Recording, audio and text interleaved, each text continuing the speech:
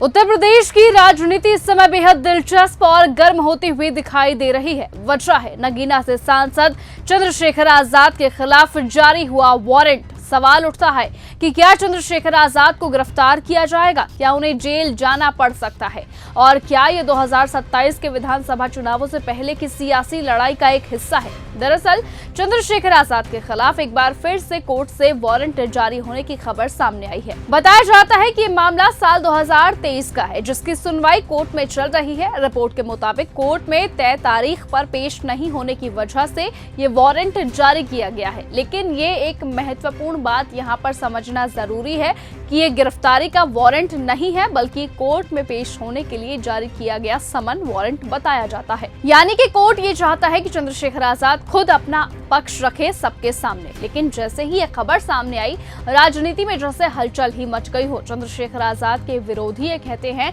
कि सरकार से सीधा पंगा लेने का नतीजा अब सामने आया है। उनका दावा है कि आने वाले समय में चंद्रशेखर आजाद की मुश्किलें और ज्यादा बढ़ सकती है। तो वहीं दूसरी तरफ उनके समर्थक पूरी मजबूती से उनके साथ खड़े होते हुए दिखाई देते हैं। सोशल मीडिया पर उनके समर्थकों का ये कहना है कि ये कोई नया मामला नहीं है।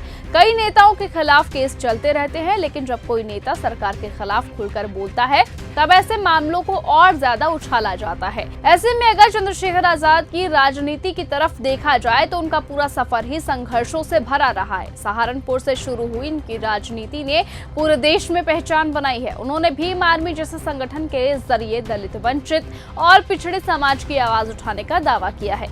साल 2017 में सहारनपुर हिंसा के मामले में उन पर NSA तक लगाया गया और उन्हें करीबन 15 महीने तक जेल में रहना पड़ा। जेल से बाहर आने के बाद उनकी राजनीति और ज्यादा मजबूत हो गई। फिर साल 2020 में उन्होंने अपनी राजनीतिक पार्टी बनाई और साल 2022 के चुनावों में गोरखपुर से मुख्यमंत्री योगी आदित्यनाथ के खिलाफ चुनाव भी लड़ा। हालांकि उस चुनावों में उन्होंने सफलता नहीं प्राप्त की, लेकिन 2024 के लोकसभा चुनावों में उन्होंने एक बड़ा उलटफेर करते हुए नगीना सीट से जीत हासिल की और संसद पहुंचे। अब सवाल यह है कि जब 2027 के विधानसभा चुनाव करीब आ रहे हैं तो क्या चंद्रशेखर आजाद को राजनीतिक तौर पर घेरने की कोशिश हो रही है? क्या वो 2027 का चुनाव नहीं लड़ पाएंगे?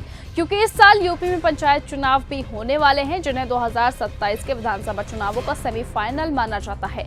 ऐसे में चंद्रशेखर आजाद लगातार रैलियां कर रहे हैं, लोगों से अपील कर रहे हैं कि वो सिर्फ वोट ही नहीं बल्कि आर्थिक सहयोग भी करे ताकि उनकी पार्टी मजबूत हो सके। इसी बीच आरक्षण को लेकर भी एक बड़ा विवाद सामने आया। महाराष्ट्र के गोंदिया में बीएसपी के जिला अध्यक्ष सुनील भरने ने एक चैलेंज दे दिया। उनका कहना है कि अगर कोई व्यक्ति ये तर्क के साथ साबित कर सके कि आरक्षण गलत है तो उसे 50 लाख रुपए का इनाम दिया जाएगा। इस बयान के बाद अब आरक्षण को लेकर बहस और तेज हो गई है। आपको बता दें कि अक्सर आरक्षण के खिलाफ चंद्रशेखर आजाद अपनी बातों को रखते हैं, उनके खिलाफ तर्क देते हैं, क्योंकि उत्तर प्रदेश की राजनीति में आरक्षण, दलित राजनीति और सामाजिक न्याय जैसे मुद्दे हमेशा से चुनावी बहस के केंद्र में हैं। यही वजह है कि 2027 के चुनावों से पहले हर पार्टी अपनी जमीन मजबूत करने की कोशिश कर रही है। अब देखना होगा कि क्या चंद्रशेखर आजाद इस चैलेंज को एक्सेप्ट करेंगे, क्या वो सामने आकर अपनी बात रखेंगे, क्या वो तर्क दे पाएंगे आरक्षण के खिलाफ। अब देखना ये होगा कि चंद्रशेखर आजाद क्या कोर्ट में पेश होकर इस मामले को खत्म करेंगे या फिर ये मामला आगे और ज्यादा बढ़ेगा, क्योंकि अगर किसी भी वजह से उनकी गिरफ्तारी होती है तो इसका सीधा असर यूपी की राजनीति और 2027 के चुनावी समीकरणों पर भी पड़ सकता है। फिलहाल इतना जरूर कहा जा रहा है कि उत्तर प्रदेश की राजनीति अब धीरे धीरे चुनावी मोड़ पर आ चुकी है।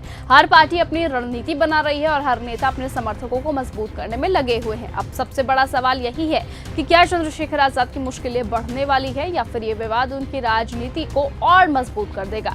आपकी क्या कुछ राय है? अपनी राय लिखकर जरूर बताइएगा। नमस्कार। अगर आपको यह हमारा वीडियो पसंद आया हो तो इसे लाइक और शेयर करना बिल्कुल ना भूलें। साथ ही हमारे चैनल न्यूज गंगा को सब्सक्राइब और फॉलो जरूर करें ताकि देश और दुनिया की हर बड़ी खबर आप तक सबसे पहले पहुंचे।